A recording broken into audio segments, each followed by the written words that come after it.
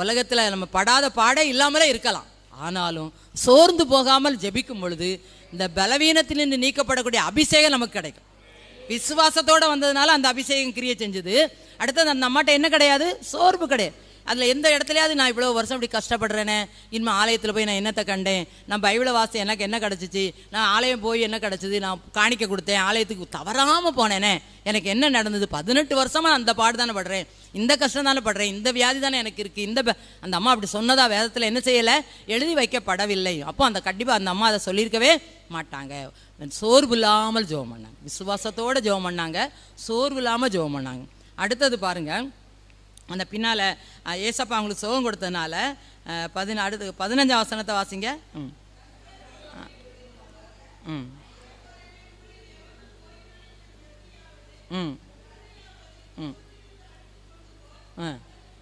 காட்டுறது